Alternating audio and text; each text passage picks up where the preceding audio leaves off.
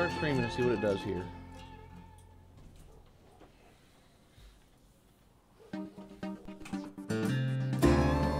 Did you get to notice that the breakdown is live?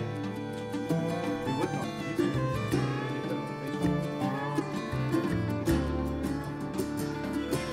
It was late one night in the heart of town. I was drinking all alone. Ran out of cash when I paid my tab, so I headed home. Night was black, the air was thick as I wandered past the pond. Then a shop rang out and I heard a scream beside me in the dark. There we go. Afraid that maybe I'd be It is next. I 9:58. started to run just as fast as my feet would go into the barrel of a gun. Lawman's light was blinding me. It says on live stream now. Do it, son. Right. 2 weeks later in a criminal court. Because I forgot about that. All right, mics are down.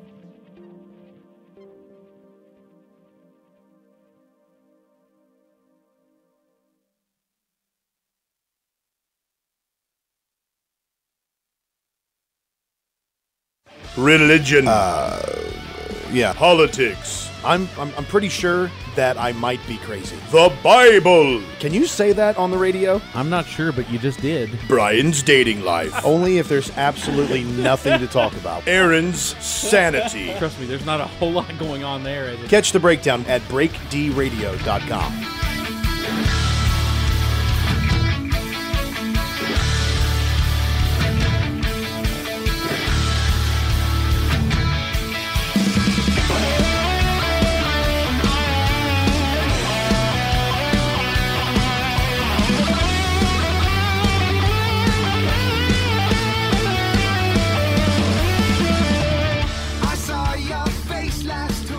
Welcome to the breakdown, everybody. This is Aaron Barker, and I am pent up with all kinds of stuff to talk about to explode because of so many things that have been going on. Of course, if you've been following the program, you know for a little while we have been on a small and brief hiatus, and when I say we, I'm referring to myself and Brian, the producer. Brian, Aha. welcome back. It feels good to be back. It in the does feel chair, good to be doesn't back. it? It does. It does. To be here. It's a beautiful Saturday morning, man. It's awesome. So many things have been happening over the past 7-8 weeks since we've been on. Has it been that long? It's really? been that long, Wow. man. Yeah. I Wow. mean, we have listeners now. I've been very touched by people who have asked me, "Are you still doing the show? Is the breakdown still around? Are you still doing that?" And yes, we are. We're I still get that doing asked it. repeatedly, man. It's people that used to watch all the time. Some of the people that used to call in. Absolutely. They're like, where you all at? Where you all at? So it's super encouraging. We really, really appreciate the fact that everybody's been reaching out to us.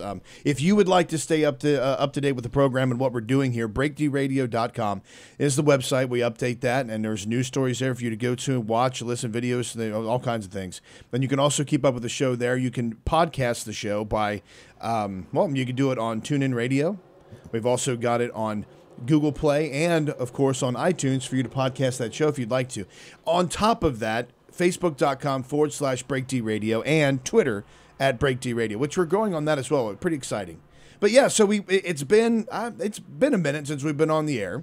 And so I guess it's kind of incumbent upon us, for those who have been so supportive of the show, to kind of go into why we have not been on the air. So we take a few minutes just to express some of the good things the Lord has done in our lives. So, Brian, what have you been doing in the past 2 months? What has happened in your life in the past 2 months? So I recently started a new career, left the federal government, which was the catalyst for. Yeah, I know. I could cry. That's so beautiful. It was the catalyst for a few. Don't tread on me, brother. Catalyst for a few tax collector jokes on your part. Thank you, Mr. Barker. Hey, when you work for the federal government, you had your boot on my neck, and I didn't. I'm going to tell you right now. I've shared this with just about everybody that's asked. I feel like that I really felt like I was losing my soul, and I don't mean in a spiritual sense. I just mean I did not want to be at work anymore. I didn't enjoy it anymore. And when you don't enjoy what you do, it just is a dreaded. It's just dreaded to try to get up and go to work. And so started a new career working for a local company as general manager, and seems to be doing pretty well there. Making lots of changes. Of course, SideFX has kicked off and is running hot and heavy as well. So I've been staying pretty busy, but it's gotten me outside of the federal rat race, so to speak. Well, that's phenomenal. That's great to hear. Oh, by the way, in private personal news, I have been. Wait, just a second. No. How private? We're not doing dating life this today. This is personal news. No, but some of you that follow me on Facebook can also see that I passed my ordained bishop's exam for the Church of God out of Cleveland, Tennessee, and so now I am officially an ordained bishop with the Church of God. That's awesome. That's awesome that you're an ordained bishop. And then, and actually we're going to talk about something a little later in the show that is preventing me from So, Aaron, making what jokes have you been doing over the last that. 8 weeks? Well, a lot of things have happened this year. I've also had a career change. Okay. Actually, in this past, 7 months, I've had 2 career changes. Actually, 2, 3 career changes. Don't brag I guess. about that. No. I'm not bragging. It was I left my job in January of this year, and when I left that job, I was unemployed for about 6 weeks. And the Lord, honestly, was just throughout that entire time extremely gracious and kind to us, and allowed me to expand the radio show, allowed us to really jut out there when it comes to the website, and to get a lot more followers on Twitter, and to get a lot more people and a lot more traction and a web presence, which is phenomenal. So, instead of coming out of that position and saying, Lord, what are you doing to me? It was more of a, Lord, what's next? So what's going on in our lives next? And then, so I started a job, and I worked at this job for, I was working at the job, and just trying to stay as focused as possible. The Lord was very gracious, and I've always been in sales, and very, very gracious to me, and the Lord has been. So I was working in this position, and 5 weeks into the job, my supervisor pulls me to the side, and this is not bragging. This is just to let you know, just to set up the shock and awe factor here. My manager and trainer pulled me aside and said, "You're doing great. You have a great work ethic. We think that you're doing very well. So we want to, in essence, promote you to another division here, which no one has done this quickly before since we've been here. The owner of the company, which worked in the same building as us, had gone. He said, and he told me this, my manager did. The owner has literally gone from not knowing who I was one day to loving me the next and wanted me to That's awesome. move on to this other sex. So I was elated. I was just absolutely elated. So I moved from one division of the business to the other division of the business, and I was working at that. And then a week later, they fired me.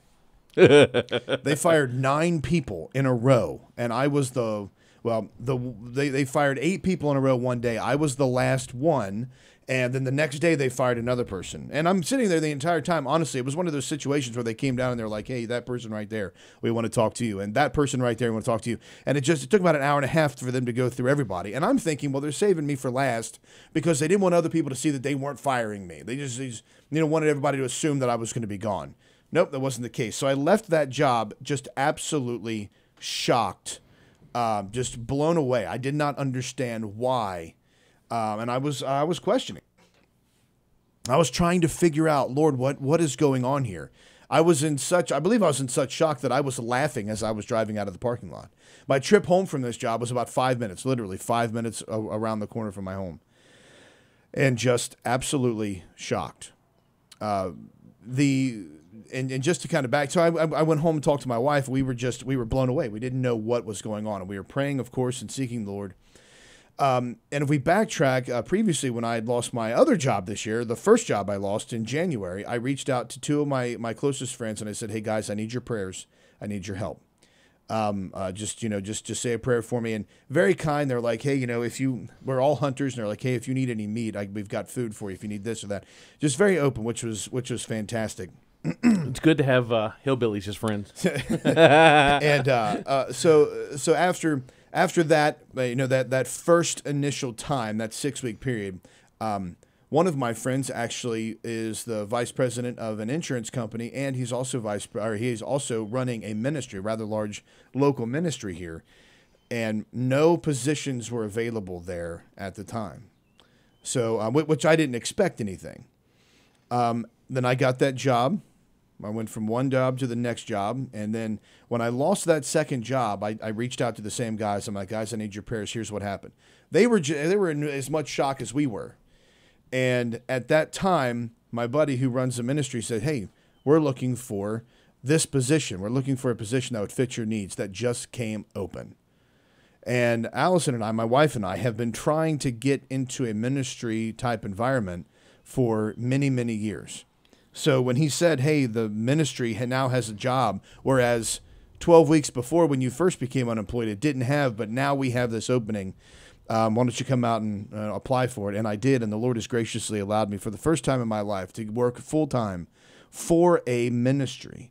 And I'm extremely excited about it. And so many more blessings and benefits come from this, which, to be honest with you, are just unreal. And the Lord, just watching the Lord's providence, watching how he's been directing and guiding and leading, you know that he does it. But then when you can step back and say, "My goodness, look how this has happened in this short period of time, how good God has been to us in this short period of time," it's just amazing to be able to see that. So we're extremely, extremely blessed to be doing what we're doing now, extremely excited to be working for a ministry, very very optimistic about what the future holds, and super excited to get back here behind the microphone on The Breakdown. Yeah, this is people don't understand the rush that you get when you get into broadcasting and podcasting, and how much you miss being in the studio.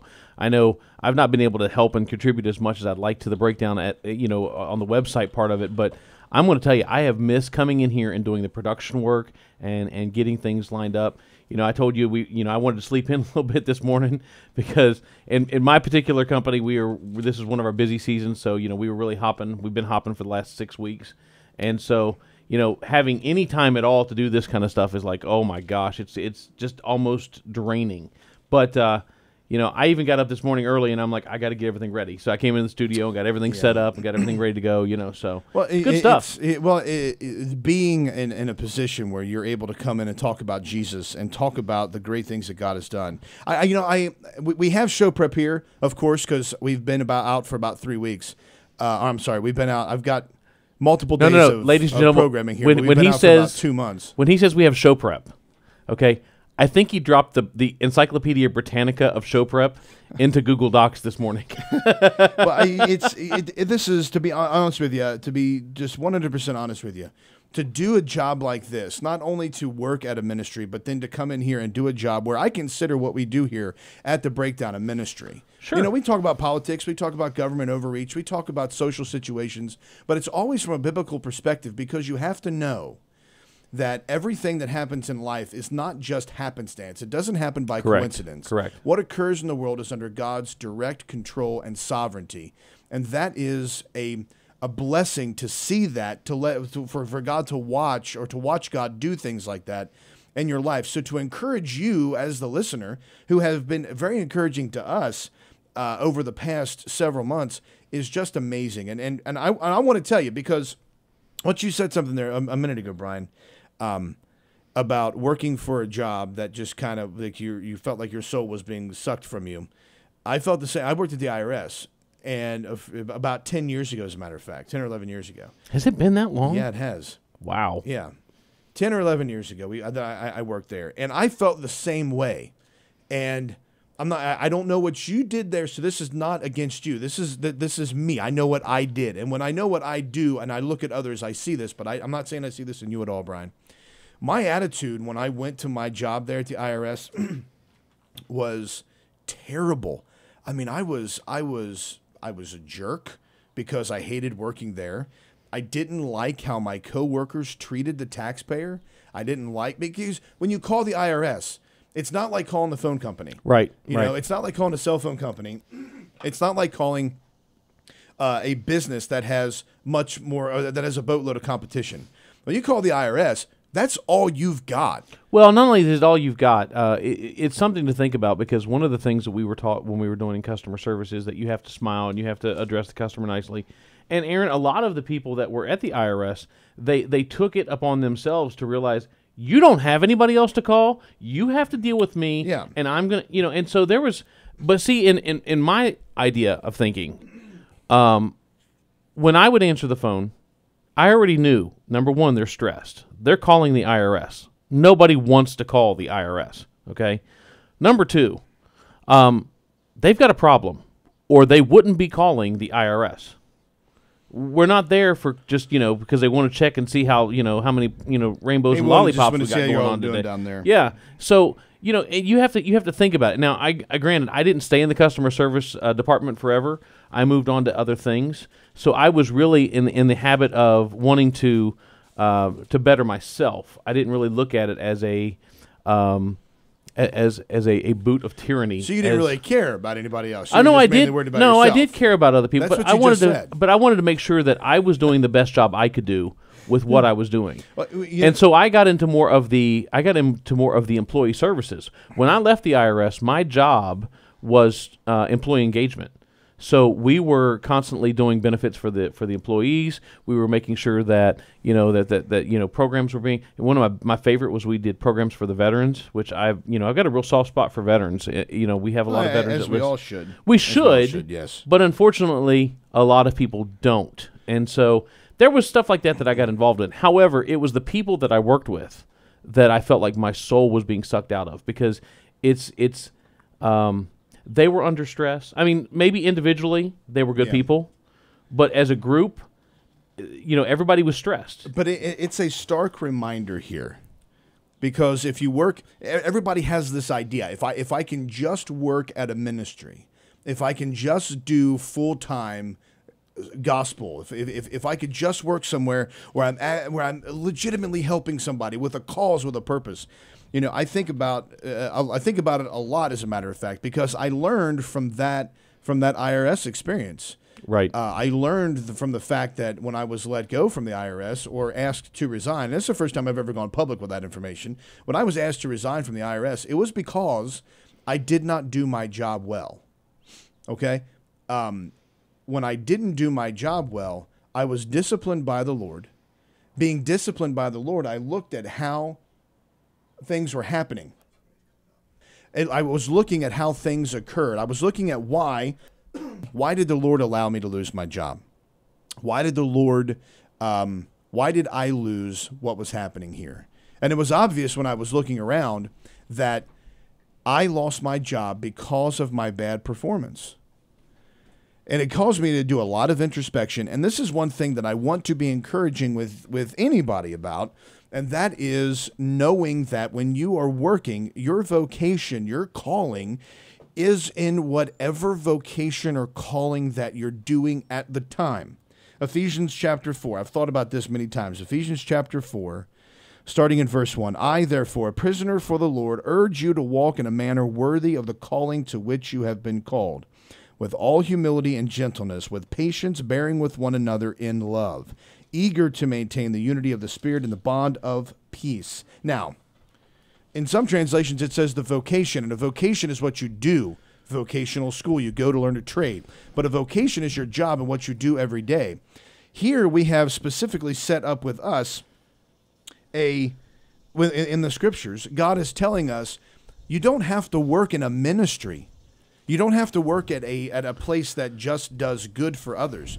You do good for others where you are right now. Now, it's difficult to work at something that's unbiblical and sinful like the IRS and do these things. However, if God has placed you in this position sovereignly, then to look for, then to try to be or not be effective in your job is actually dishonoring to the Lord, because even in Colossians, when you tie Ephesians chapter 4:1 to walk worthy in the vocation we've been called, in Colossians chapter 3, starting in verse 23, whatever you do, work heartily as for the Lord and not for men, knowing that from the Lord you will receive the inheritance as your reward. You are serving the Lord Christ. For the wrongdoer will be paid back for the wrong he has done, and there is no partiality. Our boss is Jesus Christ. It's not the jerk that sits behind the office door that we think is looking for a way to fire us or is out to get us.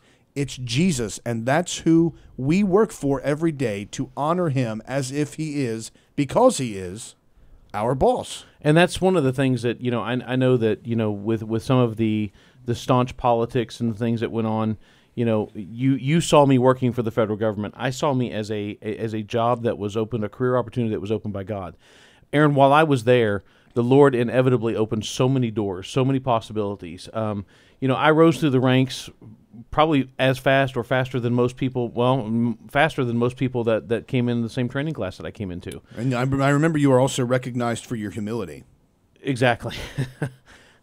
So it has nothing to do with that. But, I had a 13-year career. I was nominated for Employee of the Year 3 times. I won twice. And Humility of the Year award again. So I've actually heard much about your humility, Brian. As a matter of fact, I've got trophies for my humility. You're more known for your humility than anything else. Yeah, exactly. And again, I'm not trying to brag, but I went there to try to do the best job I could do. And in the process, I got to minister to a lot of people. People understood that I was a Christian. People called me preacher all the time. I was involved in CFIRE, which was a Christian organization Bible study that was set up on campus there, and I was able to help affect a lot of people. So that verse was something that I held on to a lot about, doing whatever I do as unto the Lord. Everything that I try to do with the best I could. I wasn't always successful. I'm a human being. I make mistakes. I know it's a shock. It's terrible, but no way. Yeah. So, anyways, yeah. That was I really enjoy that part of the scripture. And Aaron, I think it's any job that we do.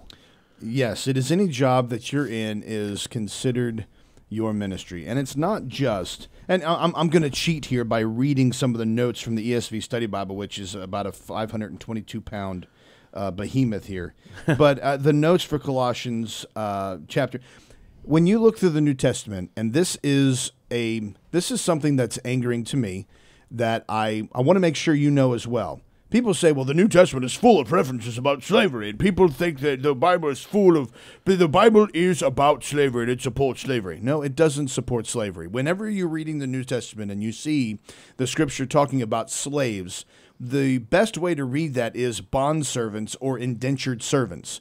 Now, indentured servanthood was not an involuntary action whereby one person was abducted from their homeland and brought to serve and forced to into forced labor and coerced to work for a person against their will. Indentured servanthood was where a person owed a debt. They owed some money. They owed a physical debt. Something was owed to their now master, to a debtor. And unable to pay, this person either worked for them or they traded work for goods.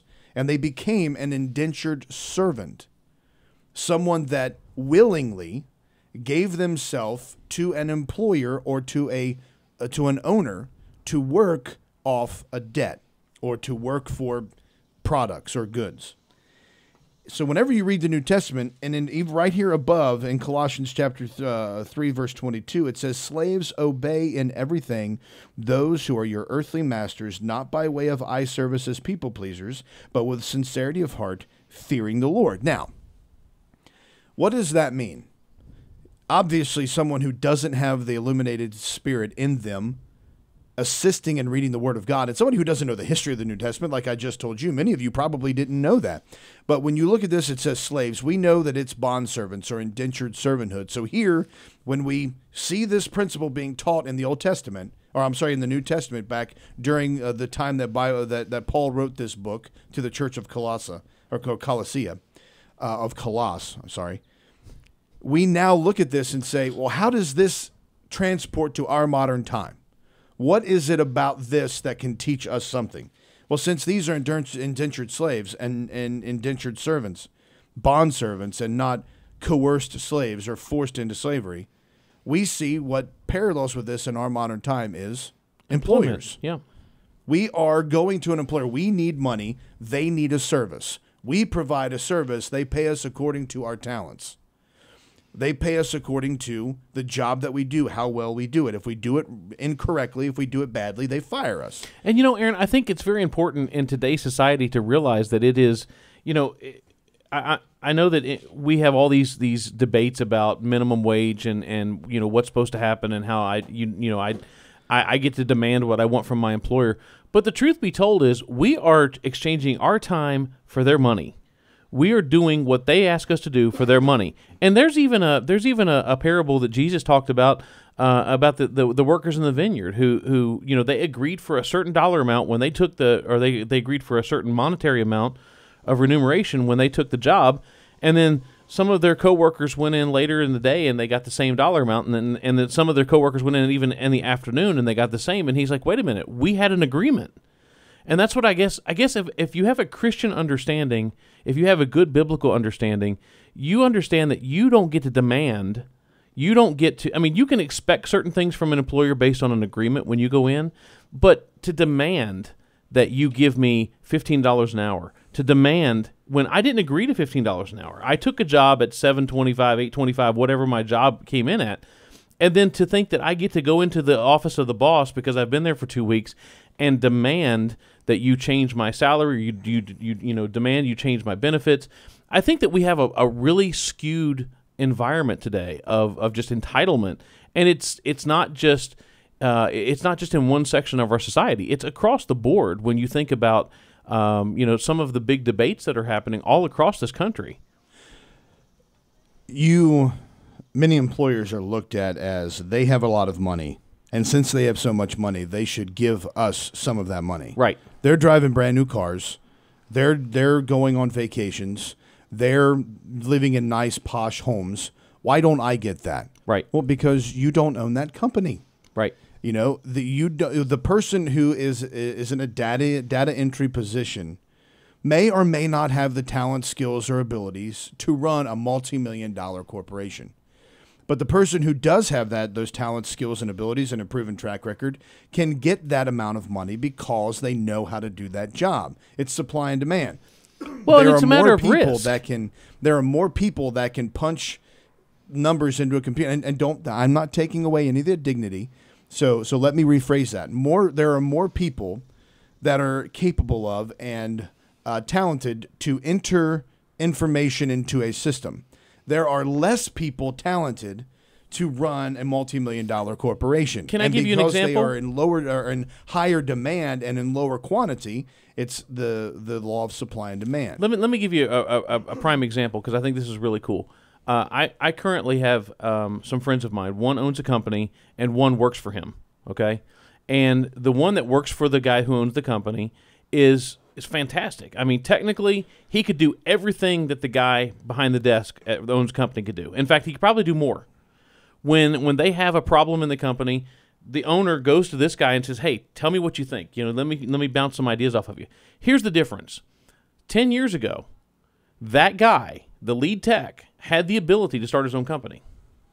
He could have done the same thing that the owner did, but he did not want to take on the responsibility. He didn't want to take on the risk. He didn't want to do all the organization. He was happy being a smart tech. He was happy being the best at what he was doing. He didn't want the responsibility of taking on other people. He didn't want the responsibility. He wanted to go in for a position or for a job and get paid for doing what he does. So it's not so much that they're better at it, it's that they're willing to take the risk for it too. Well, and consider this, because we're running out of time for this particular episode, which has been great, as you can see, for us to get back in here and talk about this. This is encouraging. Our employment, our vocation, everything that we do is to honor God. There is a dignity in work. Yes. Work was not something that was created after the fall. Adam did not have to toil in sweat until after the fall. But he did dress the garden. But he worked and dressed the garden before. It was enjoyable. Now we have to work through the curse. We're working through the fight of sin and the earth not yielding itself in its full potential to Adam and Eve because we have been impacted. The clay is now dried by the sun. The plants are gone. The weeds are here. The thorns are here. You get injured. It's now difficult and no longer as enjoyable as it was. But there is dignity in work. Whatever job you're doing, as the scripture says, you work as unto the Lord. Don't think, well, I got to get into a ministry. Now, some people are called to be in a ministry. It took me 17, 18 years before I was actually able to get into a ministry. But in those 18 years, the Lord used those different work experiences and opportunities and people with whom I was working to mold me and shape me and make me and prepare me and get me ready to be in the place that I am now. So don't think that your work is less dignified than others. Don't think that because you sweep the streets or clean the bathrooms that your work is less important than others. Your work has just as much value to it in the Lord's eyes as a janitor compared to a multi-million-dollar company being run by someone. You have as much dignity in that because God has called us to be faithful stewards of our current situations, glorifying Him in our jobs and working towards His glory in our daily lives. And don't think that this is just, and this is an encouragement to children as well. So kids, don't think that this is just for people who are grown up and who have jobs. You're going to get a job one day. You need to get a job one day, unless you've got a trust fund. You need to make sure you're out there being productive. You need to get a job one day, even if you have a trust fund. So think about it like this. We are all submitted to someone. Take the opportunity you have to be submissive to your pastors, your elders, your Sunday school teachers. More importantly, and most importantly, be submissive to your parents, because they are there over you as an authority of the Lord to speak into your lives, to teach you, to direct you, to guide you, and to lead you in the paths of righteousness.